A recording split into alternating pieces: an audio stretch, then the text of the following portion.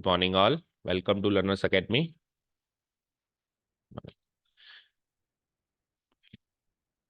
हम्म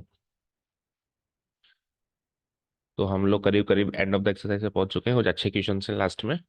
ठीक है, स्टार्ट करें। क्वेश्चन नंबर 9 तक हमने कल कर लिया था, राइट? ये वाला क्वेश्चन हो गया था, न्यू प्रोडक्ट लॉन्च वाला हो गया था। ठीक है, एंड 10th क्वेश्चन अभी हम कर रहे हैं। Suppose a girl, Bayes theorem is the topic name.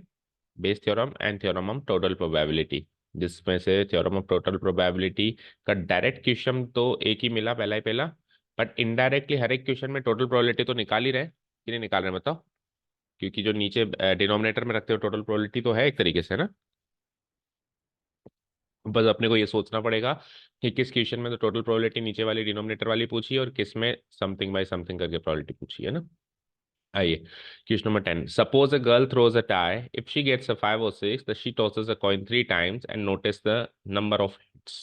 If she gets 1 2 3 or 4, she tosses a coin once and notes whether a head or tail is obtained. Story समझ में आई? यहाँ से लेके यहाँ तक अच्छे से स्टोरी पढ़ो and try to capture the story. एक रफ पेन, एक रफ पेपर और पेंसिल या पेन उठाओ। इसका चार्ट बनाने की कोशिश करो इस स्टोरी से।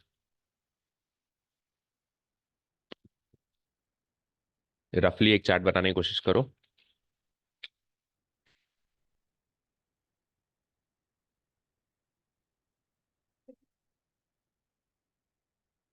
13.1 वाला चार्ट क्यों बनेगा? लेकिन हम बेस थ्योरम कर रहे हैं ना। देखो 1 2 3 4 5 6 6 थोड़ा ना बनाने की जरूरत है अपने को, तो दो ही केसेस E1 और E2 बनाएंगे। E1 में डाल देंगे 5 और 6, क्योंकि इसने 6 को 2 में बांट दिया ना। 5 और 6 को एक कैटेगरी में, 1 2 3 4 को एक कैटेगरी में। ठीक है, इस तरीके से।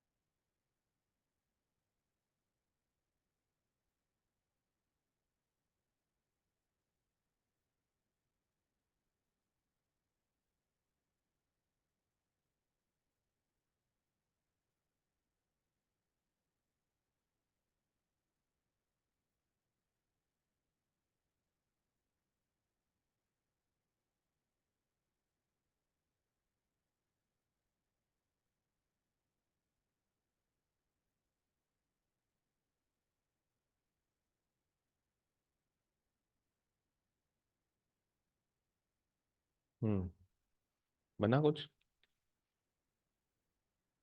देखो,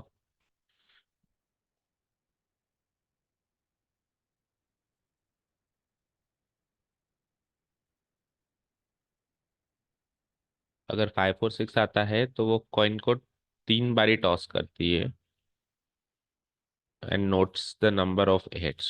अच्छा, और जब 1 2 3 4 आता है तो वो कॉइन को एक ही बार टॉस करेगी और वहां पे चेक करेगी कि हेड आया है या टेल आया।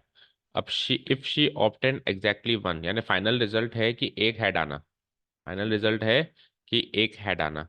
तो इसमें भी आप यानी ए लोगे आप, 1 हेड आने को आप क्या लोगे? ए लोगे।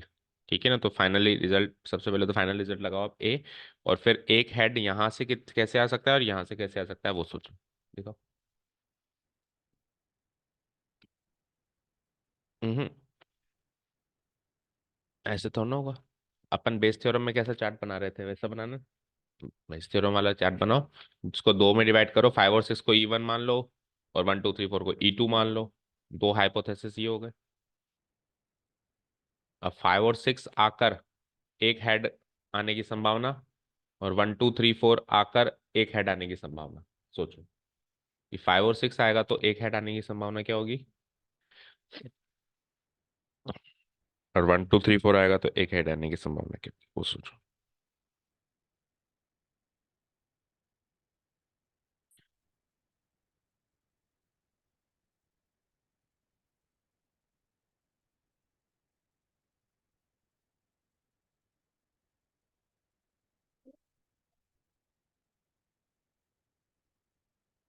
1 2 3 4 वाला केस ले लिया। अब आपने 1 2 3 4 E1 में लिया है कि E2 में लिया, वो देखो। 1 2 3 4 आपने E2 में लिया होगा शायद, है ना। तो A ऑन E2 निकालना है, नहीं, E2 ऑन A निकालना है।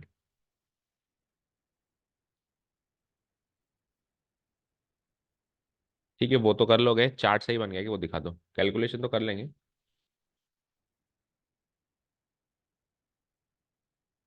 ये तो है 2/8, और ये क्या है, can 4/2 the probability of anything. 4/2 क्या वैल्यू क्या होती है, 4/2 मीन्स, नहीं 4/2 की वैल्यू बोलो काट के। 2 can be the probability of anything. Probability very कहाँ से कहाँ तक करती है, 0 to 1।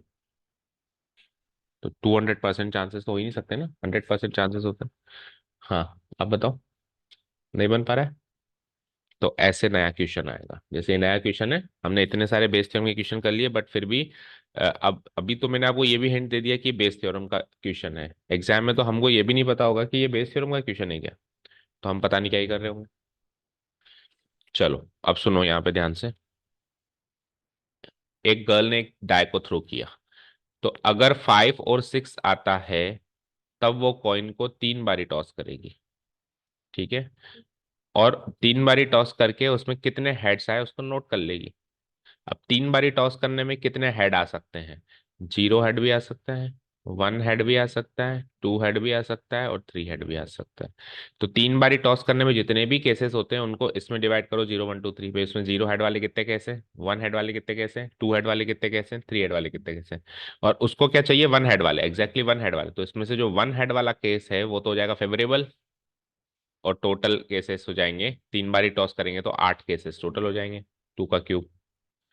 ठीक है, भाई 3 बारी टॉस करने का सैंपल स्पेस तो बनाना आता ही है ना, 8 केसेस आउट ऑफ उसमें से वन, एक हेड आने के केसेस आपने 2 क्यों लगाए, 3 केस होंगे ना बेटा। फिर एक हेड लाना है हमने को, तो एक हेड आने के, ये तो 10th क्लास का क्वेश्चन है कि अगर हम कॉइन को 3 बारी टॉस कर रहे हैं तो उसमें से नंबर ऑफ हेड्स अगर अपने को 1 चाहिए तो उसकी संभावना क्या होगी, it is not 2/8, it is 3/8। क्योंकि कौन से होंगे वो 3 केस जिसमें एक हेड आएगा, बोलो। HTT, THT और TTH। तो 8 में से ये 3 केसेस हैं जिसमें एक ही हेड आएगा, तो जो आपने ऊपर लिखा है A on E1 वो 2/8 लिखा है, वो 3/8 होगा।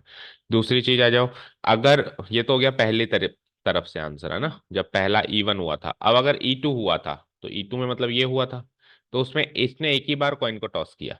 एक ही बार कॉइन को टॉस करते हैं तो दो चीजें हो सकती हैं, हेड या टेल। और उसमें एक हेड आना है तो एक हेड यही आएगा, तो 1/2 चांसेस होगा। ठीक है, दूसरा, आपने हाइपोथेसिस की प्रायोरी प्रोबेबिलिटी भी गलत लिखी है। आपने 1/2 बांटी है, 1/2 क्यों बटेगी, उधर 2 केस है, इधर 4 केस है।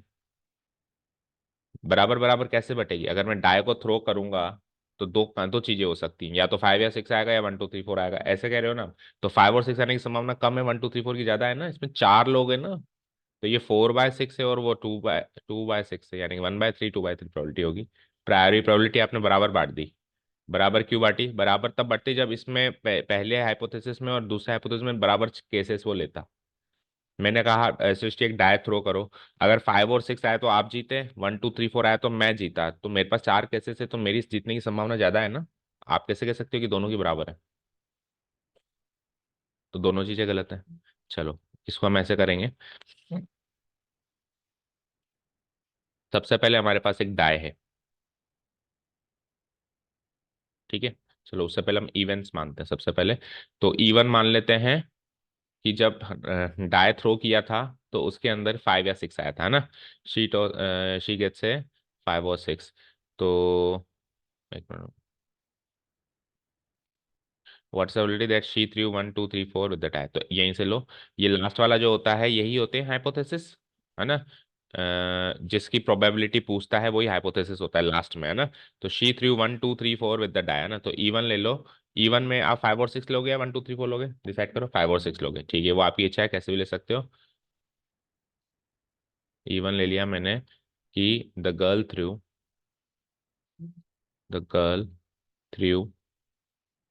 5 और 6 ऑन द डाई, ठीक है। E2 हो जाएगा द गर्ल थ्रू, बचे हुए केसेस कौन से हैं बताओ।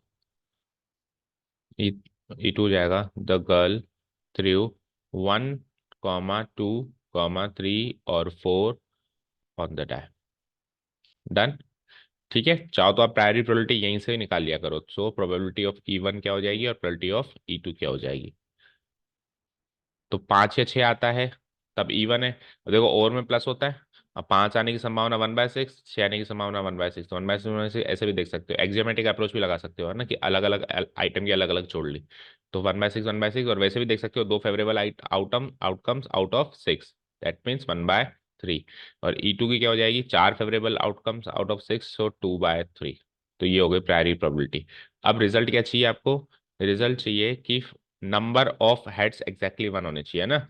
The girl obtained the girl obtained exactly 1 head, exactly 1 head, ये रिजल्ट है,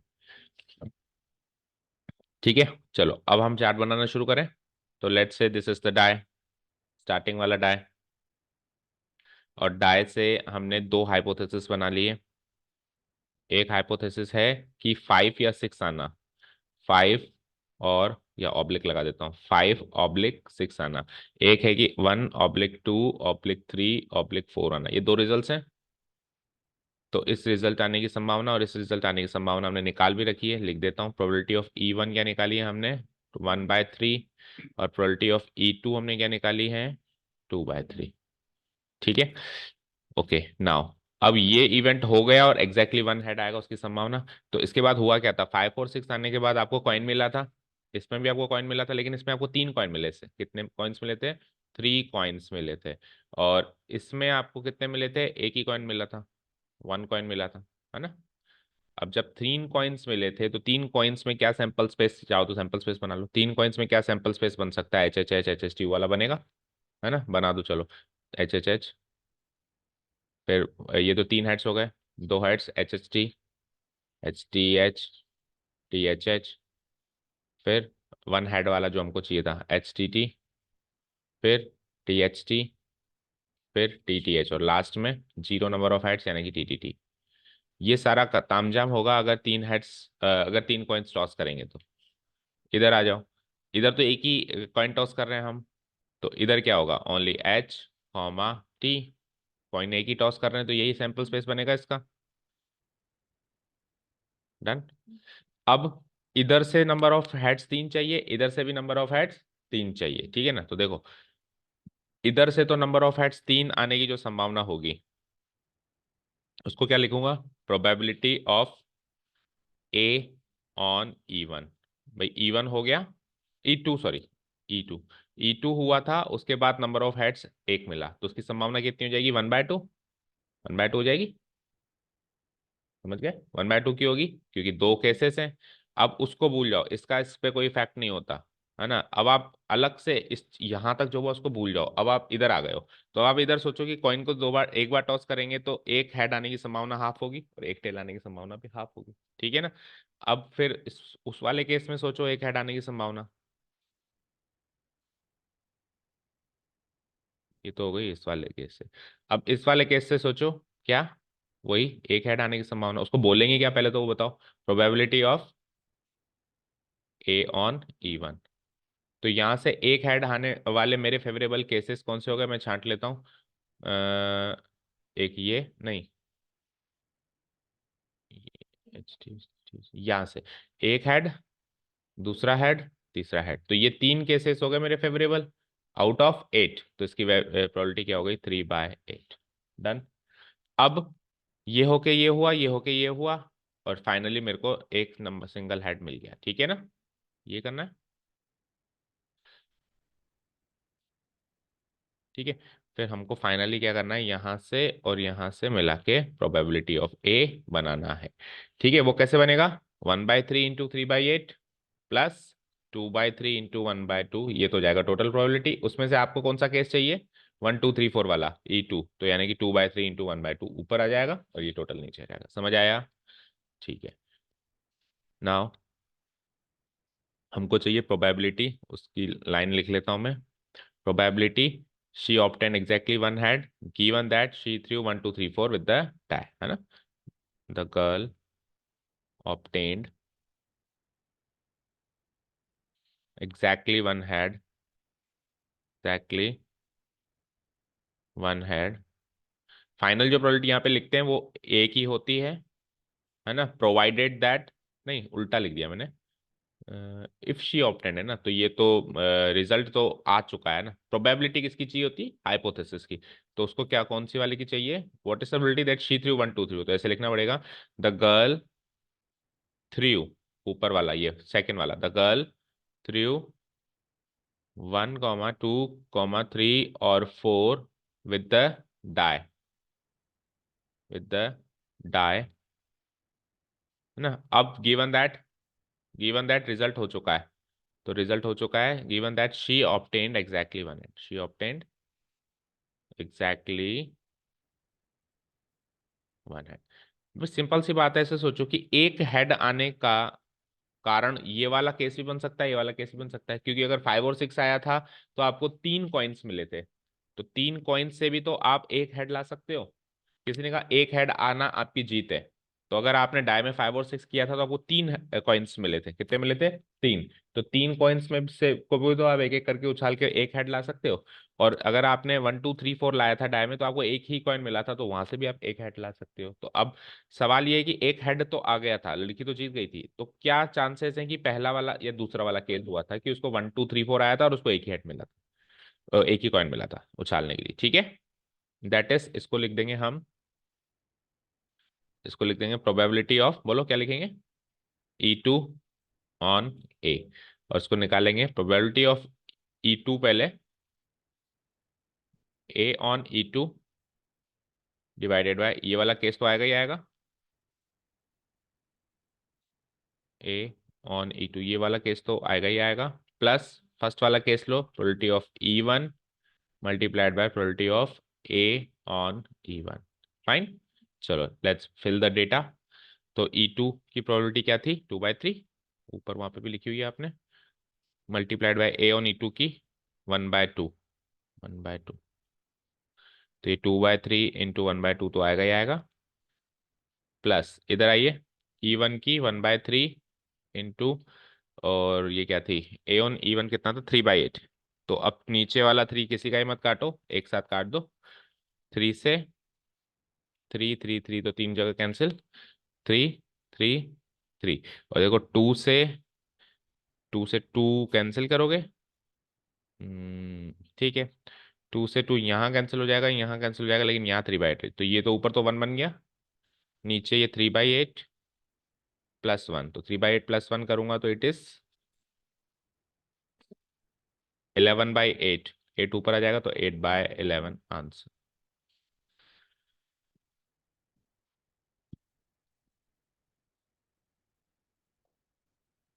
मैच करो। हम्म, देखो अच्छे से, सबसे पहले तो सृष्टि मुझे ये बताओ, आपने प्रायरी प्रोबेबिलिटी गलत कैसे निकाली, 1/2 1/2 क्यों होगा। हमेशा ऐसा थोड़ा ना होता है कि दो रास्ते हैं तो हाफ हाफ प्रोबेबिलिटीज है, वहां पे क्या वारदात घटित हो रही है। दो रास्ते हैं तो वो दो रास्तों का मतलब क्या है, एक आ रहा है 1 2 3 4, एक आ रहा है 5 और 6, तो ये तो बिल्कुल 10th क्लास का बच्चा भी कह देगा कि सर 1 2 3 4 की प्रोबेबिलिटी ज्यादा है और 5 6 की प्रोबेबिलिटी कम है। हाँ, अगर आधे आधे करते इवन ऑड, तब आधी आधी होती, ठीक है। चले नेक्स्ट क्वेश्चन पे।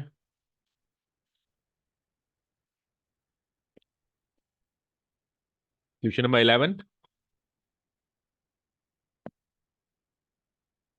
कर दूं डिलीट? 11th अच्छा कल कर लिया था हमने, है ना? हो गया ये अपने। 12th करना है। A card from a pack of 52 cards is lost. अब ध्यान से सुनो, फिर से आप लोग ही बनाओगे ध्यान से। 52 कार्ड्स में से एक पत्ता गुम हो गया। From the remaining cards of the pack, बचे हुए कार्ड्स में से यानी 51 पत्तों में से अब दो कार्ड निकाले जा रहे हैं और दोनों के दोनों डायमंड्स मिले। दोनों के दोनों क्या मिले? तो जो हो जाता है वो होता है रिजल्ट। तो ये रिजल्ट है ना, यानी 51 पत्तों में से दो कार्ड्स निकाले और दोनों डायमंड्स मिले, ये तो है रिजल्ट ए, इवेंट ए। क्या संभावना है कि जो वो गुम गया था ना पत्ता, वो भी डायमंड था? तो जो पहले ही वारदात हुई वो हुआ पत्ता गुमना। तो पत्ता गुमना डायमंड, पत्ते गुमने की डायमंड होने की संभावना पूछ रहा है। तो अब 52 कार्ड्स को डायमंड और नॉन डायमंड में डिवाइड कर दो, है ना? एक इवेंट मान लो डायमंड गुमा, एक इवेंट मान लो नॉन डायमंड गुमा। वो तो हो जाएगा E1 E2। भाई जो पत्ता गुम गया 52 में से, वो कौन सा पत्ता गुमा? डायमंड गुमा या फिर नहीं गुमा, यानी फिर नॉन डायमंड। 52 शुरू में तो 52 ही है ना। 52 में से डायमंड गुमने की एक ही पत्ता गुम हो गया, तो वो डायमंड गुम हुआ होगा या कोई और गुम हुआ होगा? डायमंड नॉन डायमंड ऐसे डिवाइड कर लो 52 पत्तों को दो कैटेगरीज में, वो तो क्या E1 E2।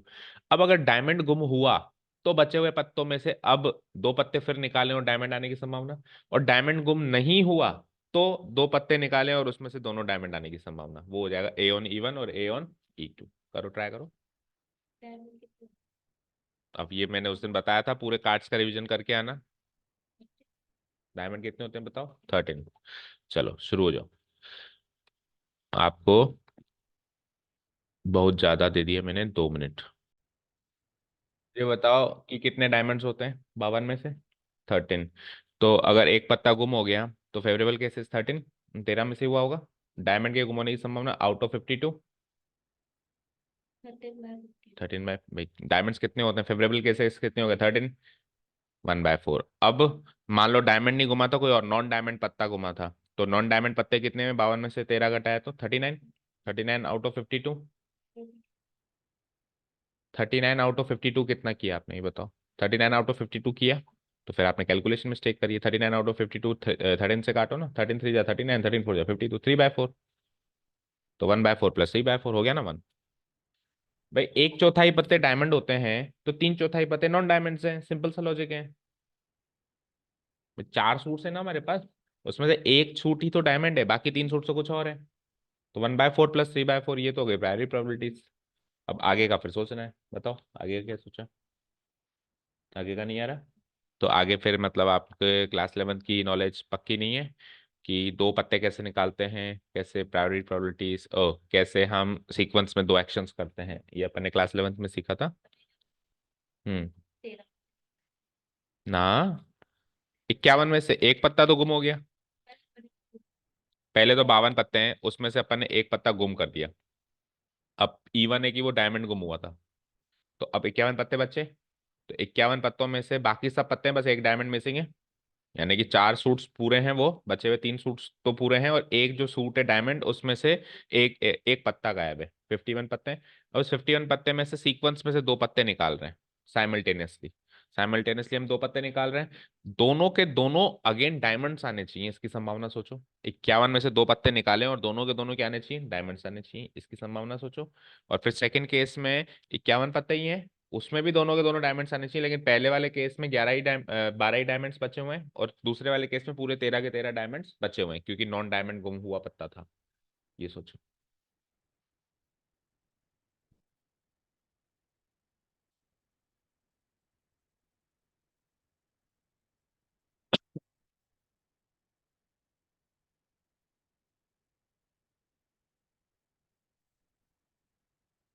2/51 क्यों होगी? A on E1। बेटा दो कार्ड्स निकाल रहे हैं तो फेवरेबल टू होंगे। फेवरेबल कितने हैं वो आते हैं ऊपर, जो हम एक्शन कर रहे हैं वो थोड़ा ना आता है ऊपर। अभी जो पत्ता गुम हो गया था वो क्या था? एक ही पत्ता गुम हो गया था, तो आपने 1/52 निकाला क्या? आपने तो 13/52 निकाला। क्यों निकाला? क्या 13 पत्ते गुम हुए?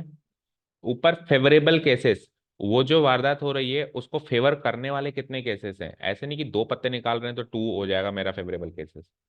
बचे हुए पत्ते कितने हैं, डायमंड एक गुम हो गया तो बचे हुए पत्ते कितने बेटा, 12। तो फेवरेबल है 12 डिवाइडेड बाय टोटल है 51। ये तो हो गया पहला कार्ड। इनटू, साइमल्टेनियसली करते हैं तो मल्टीप्लीकेशन थ्योरम और प्रोबेबिलिटी, दोबारा जब मैं निकाल रहा हूं तो अब एक डायमंड तो निकल गया, तो 11 और टोटल हो गए 50। तो 12/51 इंटू 11/50। ठीक है। नेक्स्ट केस में क्या करेंगे हम, अभी 13 के 13 डायमंड जिंदा है नीचे में, तो 13/51, लेकिन टोटल में से तो एक कम है, 13/51 इंटू 12/50। 51 पहले और 50, क्योंकि एक पत्ता टोटल में तो दोनों में ही कम है ना, ये हो जाएगा यहाँ। चलो अब देखो, यहाँ देखो,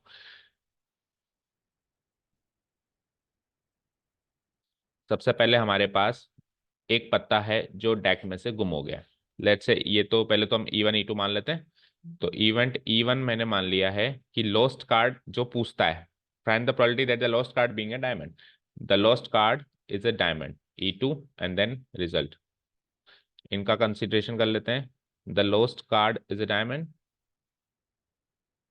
the lost card is a diamond, fine. The lost card is a, is not a diamond, उल्टा मान लो, इट्स नॉट ए डायमंड या नॉन डायमंड लिख दो। ओके। और रिजल्ट क्या चाहिए कि रिमेनिंग कार्ड्स में से दोनों डायमंड्स निकले हैं ना, 2 cards are and found to be diamond, तो क्या लिखूंगा बताओ, 2 cards drawn from the remaining, 2 cards drawn from the remaining are both diamonds, from the remaining are both diamonds.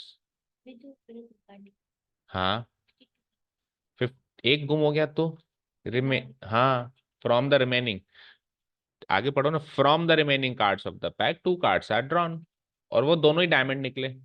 तो एक पत्ता डायमंड गुम होने के बाद 2 डायमंड निकलने की संभावना, एक केस ये बन गया, और एक पत्ता गुम जो हुआ है वो डायमंड नहीं था, कोई और था, उसके बाद 2 डायमंड्स अगेन निकलने की संभावना, क्योंकि एक पत्ता गुम हो गया तो भी 12 डायमंड्स हैं अभी उसमें, तो 2 पत्ते अगेन डायमंड्स निकल सकते हैं, और एक पत्ता गुम नहीं हुआ तो अभी 13 डायमंड्स हैं उसके अंदर, उसमें से भी बचे हुए में से 2 पत्ते अगेन डायमंड्स निकल सकते हैं।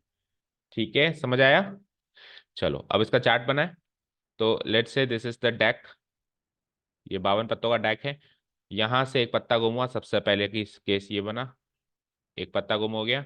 अब वो या तो डायमंड गुम हुआ था या फिर नॉन डायमंड गुम हुआ था, लिख देता हूं मैं शॉर्ट में, या तो डायमंड गुम हुआ था या फिर नॉन डायमंड गुम हुआ था। डन। अगर डायमंड गुम हुआ था तो उसकी संभावना, और नॉन डायमंड गुम हुआ था तो उसकी संभावना, हमने उधर सोच भी लिया था, वैसे ये इजी था इतना सोचना, प्रायोरिटी तो इजी रहती है। E1 भाई डायमंड गुम होने की संभावना 13/52, दैट मीन्स हमने सॉल्व करके क्या लिखा, 1/4। और आप इसके एग्जाम इसके सामने लिख के आना, जो पहला क्वेश्चन किया था हमने उसमें सारे स्टेप्स लिखे थे, पहला दूसरा, वैसे ही स्टेप्स आप सारे लिख के आना, उसके बाद हमने प्रॉपर स्टेप्स किसी भी क्वेश्चन में नहीं किए, बाकी सब सारे क्वेश्चन में आपको स्टेप्स लिखने, ये 1/4 कहाँ से आया, तो आपको सॉल्व करना है, probability of E1 equal to 13/52, उसको काट के 1/4, E2 बोलो 3/4, यहाँ तक तो कोई दिक्कत नहीं है। अब गुम हो गया पत्ता, तो पत्ता गुम होने के बाद इस वाली स्टेज पर 51 पत्ते हैं आपके पास, और इस वाली स्टेज पर भी आपके पास 51, टोटल तो 51।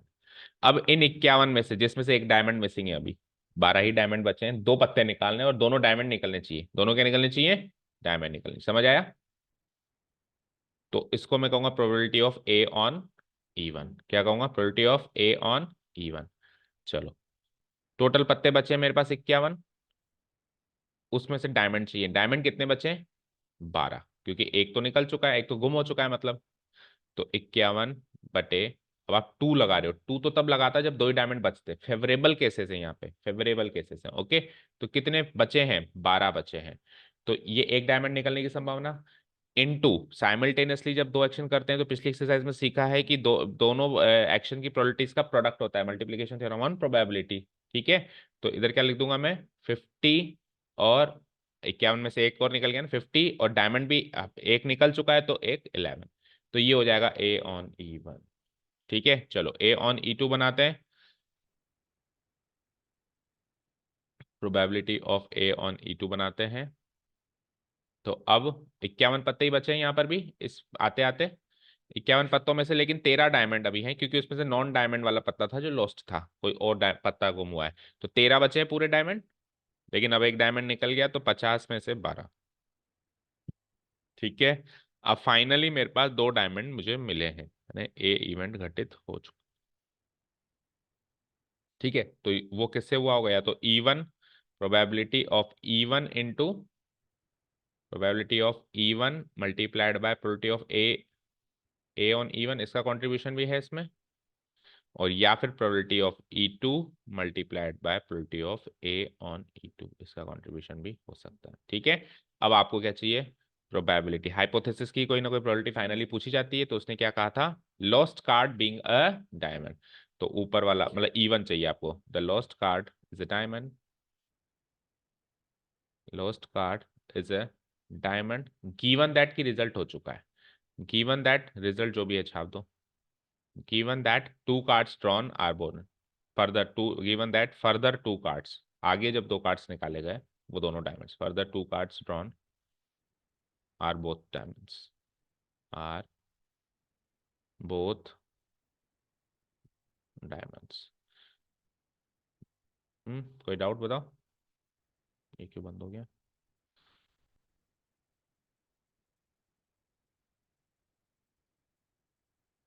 हम्म, ठीक है।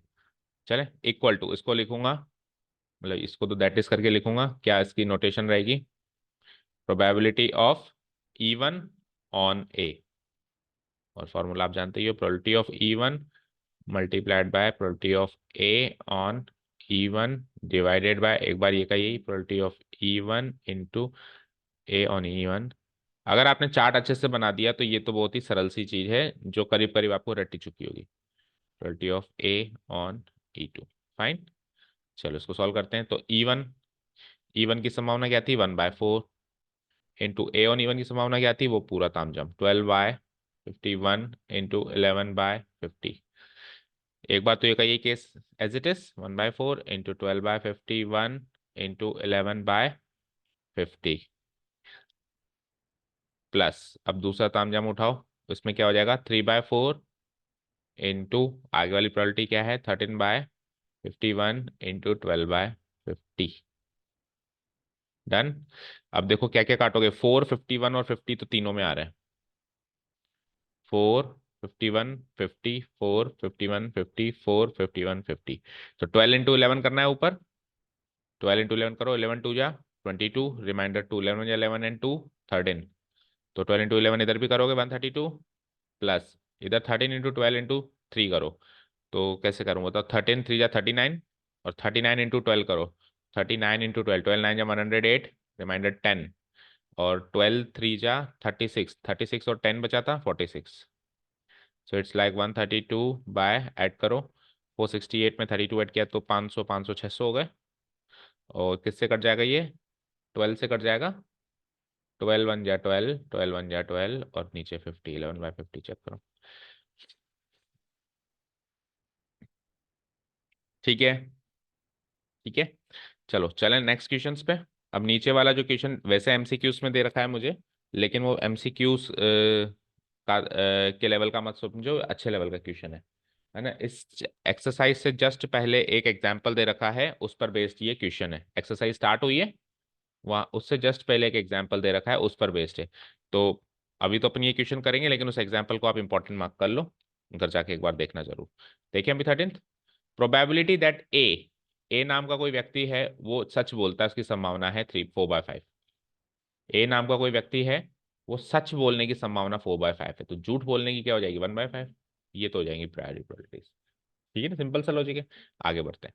अब एक कॉइन टॉस किया गया उस ए नाम के व्यक्ति के सामने, और ए ने रिपोर्ट किया। रिपोर्ट किया मतलब बताया।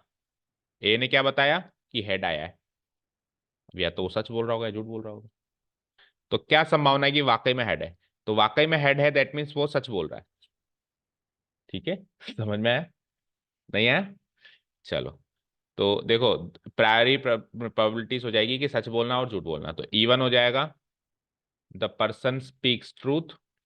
E1 क्या हो जाएगा? The person speaks truth and the person does not speak truth. ये तो हो जाएगा E1।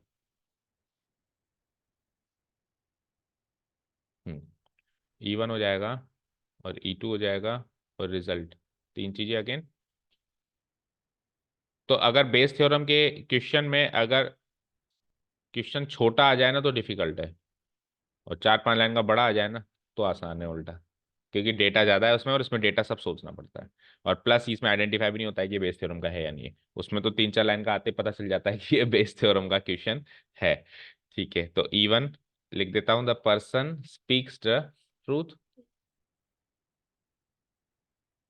Speaks truth and the person doesn't speak truth,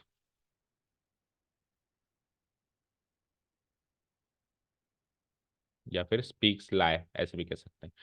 अब आ जाओ, इवेंट ए रिजल्ट। रिजल्ट क्या है कि पर्सन बता रहा है, A reports that a head appears, यानी हेड लाना है अपने को, हेड लाना है, ये हमारा फाइनल रिजल्ट है, यही है। Probability that A speaks the truth, a coin is tossed, A reports that a head appears, तो हेड लाना है हमको, है ना, the head appears on the coin, ये हमारा फाइनल रिजल्ट है, head appears on the coin.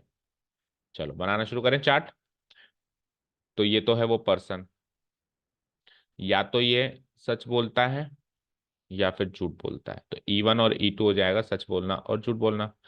ठीक है, तो क्या लिखूं यहाँ पे, E1 ही लिख देता हूँ, E1 E2 दो घटनाएं हो सकती हैं, क्योंकि कुछ ऐसा तो है नहीं कुछ बॉल पिक कर रहे हैं डायमंड पिक कर रहे हैं, ऐसा कुछ है नहीं, है ना। बोलने को अब कैसे मेंशन करेंगे, E1 E2 लिख देंगे। तो प्रोबेबिलिटी ऑफ E1 और प्रोबेबिलिटी ऑफ E2 भी लिख देता हूँ मैं। E1 की प्रोबेबिलिटी क्या हो जाएगी और E2 की, अच्छा क्या दे रखी है वो, तो कि सच बोलने की प्रोबेबिलिटी क्या है 4/5, तो झूठ बोलने की कॉमन सेंस से 1/5, क्योंकि इन दोनों का सम 1 होता है। चलते हैं आगे। अब यहाँ पर भी कॉइन उछाला गया, यहाँ पर भी कॉइन उछाला गया, और हमको क्या चाहिए, हेड आए। अब कॉइन को उछाल दिया, और पहला केस है कि वो सच बोल रहा है, पहला केस है कि वो सच बोल रहा है, A reports that a head appears, तो ए ऑन E1।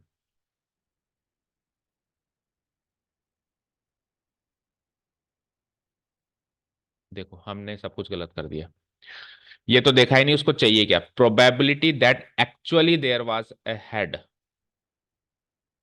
प्रोबेबिलिटी किसकी पूछी थी, कि हेड आने की संभावना, तो जो पूछता है वही तो E1 E2 होते हैं। तो सच बोलना झूठ बोलना तो आगे की कहानी थी, हेड आना और हेड नहीं आना पहले की कहानी। जो पूछता है वो प्रायोरी प्रोबेबिलिटी की ही पोस्टेरियर प्रोबेबिलिटी पूछता है, हाइपोथेसिस की प्रोबेबिलिटी पूछता है इसका हमेशा।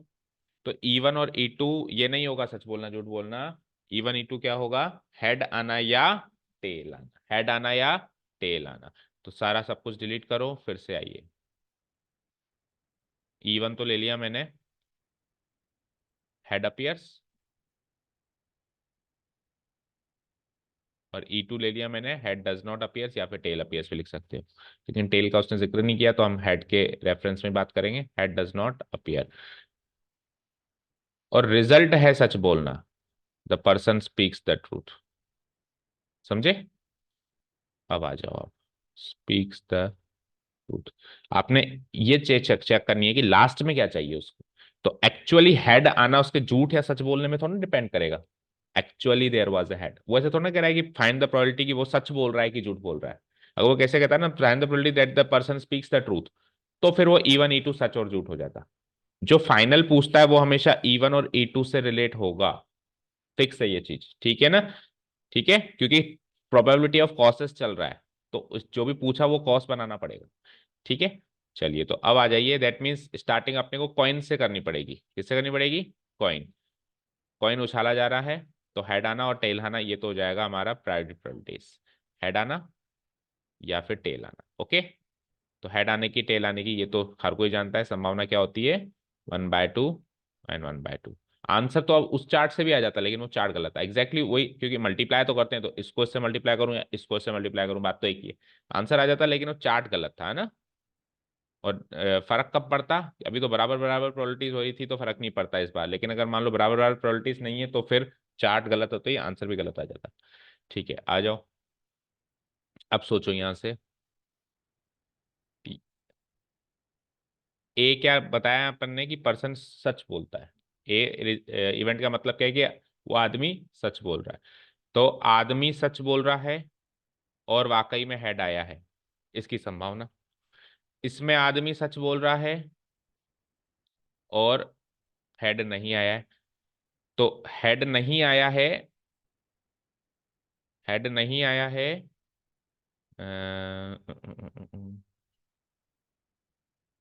इसको थोड़ा सा और चेंज करो, द पर्सन रिपोर्ट्स, ऐसे लिखो, the person reports that it is a head. Person बता रहा है कि हेड आ रहा है, ये है final result. The person reports, देखो उसकी लैंग्वेज पढ़ो।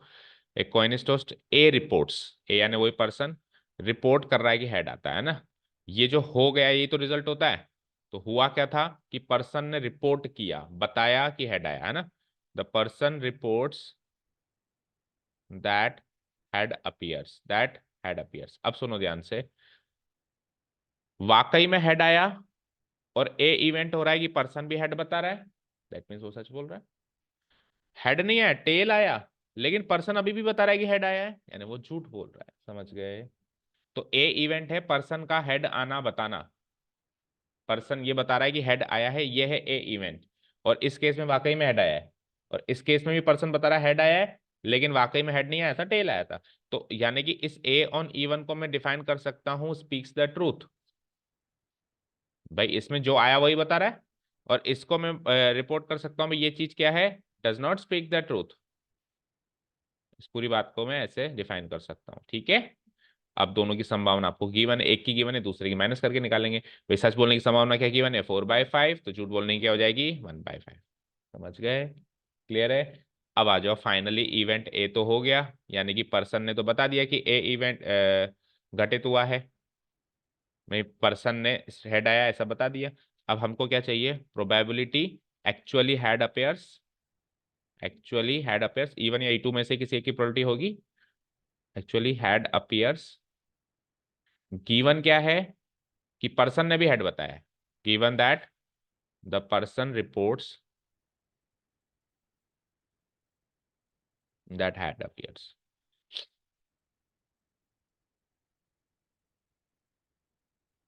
ठीक है भाई, एक पर्सन है जो सच भी बोल सकता है, झूठ भी बोल सकता है।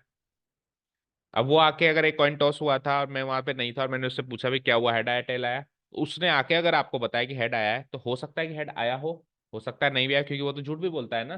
वो आदमी तो झूठ भी बोलता है। तो अब मैं क्या सोच रहा हूँ, किसी ने क्या कहा कि यार वाकई में हेड आया था। तो अब मैं सोच रहा हूँ कि पर्सन सच बोल रहा था। नहीं नहीं, पर्सन ने बताया है कि हेड आया है, मुझे किसी ने क्या कहा कि फलाने आदमी ने बताया कि हेड आया। अब मैं सोच रहा हूँ कि वाकई में हेड आया होगा या टेल आया होगा, क्योंकि वो पर्सन तो झूठ भी बोल सकता है। तो मुझे संभावना चाहिए कि वाकई में हेड आया था और पर्सन ने भी हेड बताया। ठीक है। तो एक्चुअली हेड अपेयर यानी E1, और पर्सन भी सच बोल रहा है यानी ए। कैसे निकालेंगे, probability of E1 multiplied by probability of A on E1। एक बार ये का यही, probability of E1 multiplied by probability of A on E1 plus probability of E2 multiplied by probability of A on E2। Fine, equal to, भरो data. E1 बोलो half, into A on E1 बोलो 4/5, और 1/2 into 4/5 same, plus 1/2 into 1/5 यहाँ पे। तो 2 और 5, 2 और 5, 2 और 5 सबका काट दो। 2/5, 2/5, 2/5, ऊपर बचा 4, नीचे बचा 4+1, यानी कि 4/5। देखो answer option number A, option number A match करो, आंसर ये आ रहा है। बताओ कोई दिक्कत? अब सेम टू सेम जो मैंने बताया वो क्वेश्चन बिल्कुल सेम इसी पे बेस्ड है, वो भी करा दूं? क्यों, ट्राई तो करो। इतनी जल्दी ट्राई भी कर लिया? अ, तो अभी हमने ये वाला क्वेश्चन ही किया था ना बेटा। अब हमने ये वाला क्वेश्चन किया, तो अब तो वही सच और झूठ बोलने वाला क्वेश्चन है वो। चलो उस पर भी आते हैं, एक बार 14 खत्म करो, एक्सरसाइज पे खत्म करो। 14 देखो एक बार, 14 इजी क्वेश्चन है, मतलब फॉर्मूला बेस्ड क्वेश्चन है।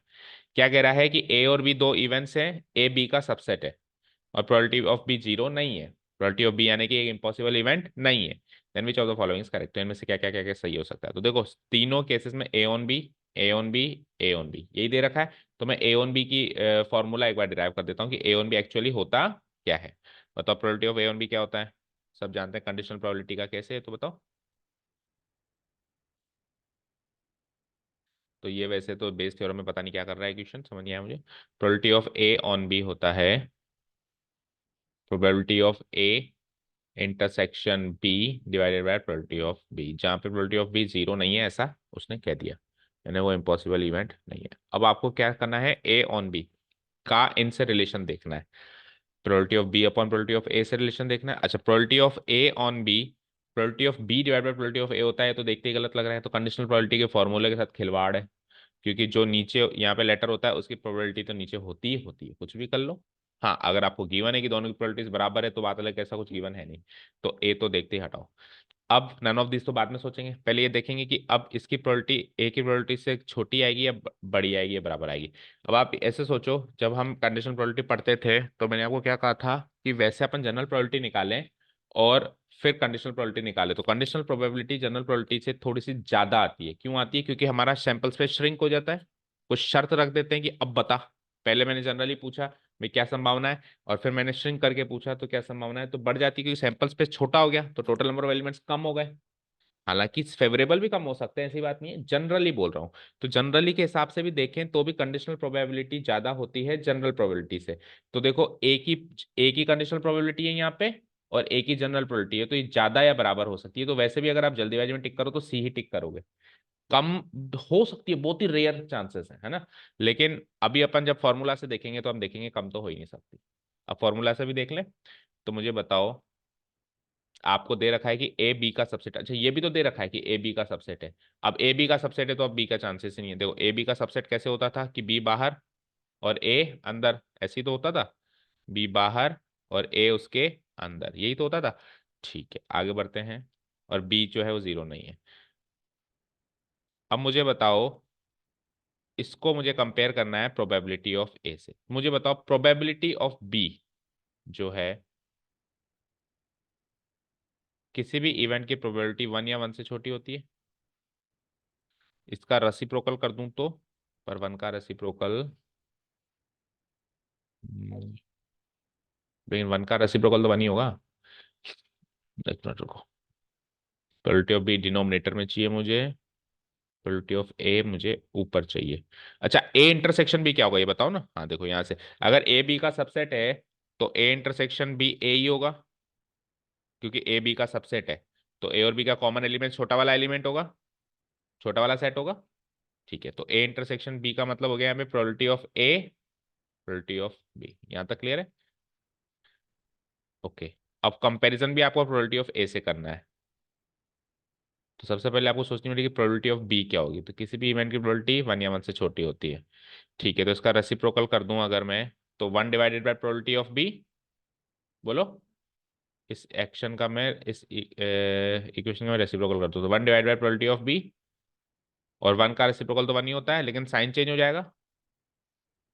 अब मैं न्यूमरेटर में प्रोबेबिलिटी ऑफ ए से मल्टीप्लाई कर दूं बोथ साइड्स, तो ये हो जाएगा probability of A multiplying both sides by probability of A, ये क्या हो जाएगा प्रोबेबिलिटी ऑफ बी। और वन को भी मैं प्रोबेबिलिटी ऑफ बी से मल्टीप्लाई कर दूं और ए से मल्टीप्लाई कर दूं तो प्रोबेबिलिटी ऑफ ए। ओके। अब ये चीज क्या है, प्रोबेबिलिटी ऑफ ए और बी लिखा है ना हमने, तो इसकी जगह क्या लिख सकता हूं मैं, probability of A on B is greater than equal to probability of A, option number C. ठीक है। और in general conditional probability general probability से करीब करीब बड़ी ही आती है या बराबर आ सकती है, छोटी नहीं आ सकती। ठीक है, क्लियर है? हो गया। हाँ, अब आप बताओ उस क्वेश्चन में दिक्कत आएगी, एक बार देखो, हिंट्स ले लो फिर ट्राई करना। क्या कह रहा है, a man is known to speak, man is known to speak truth 3 out of 4 times. तो यहाँ पे सच बोलने की संभावना 3/4 है, जैसे अपने उस क्वेश्चन में 4/5 दे रखी थी सच बोलने की संभावना, इस बार क्या दे रखी है 3 आउट ऑफ 4, यानी 3/4 है ना। तो झूठ बोलने की संभावना क्या हो जाएगी 1/4। ठीक है, ये तो सिंपल सा लॉजिक है। अब उसने डाय थ्रो किया और उसने बताया कि 6 आया है, तो हो सकता है वो सच बोल रहा हो या हो सकता है झूठ आपसे संभावना है किसकी पूछिए, एक्चुअली है 6, तो 6 आना या 6 नहीं आना E1 E2 होगा। जो फाइनल पूछता है वही E1 और E2 से रिलेट होता है। ठीक है, अब तो शायद आप कर ही दोगे, है ना। E1 आ जाएगा एक्चुअली है 6, एक्चुअली अ 6, और E2 हो जाएगा not a 6, actually not a 6।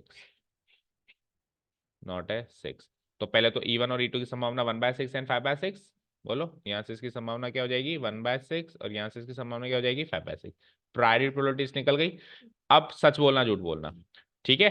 तो सच बोलना झूठ बोलना, probability of A on E1 actually 6 आया है और ए भी बता रहा है कि 6 आया है, यानी वो सच बोल रहा है।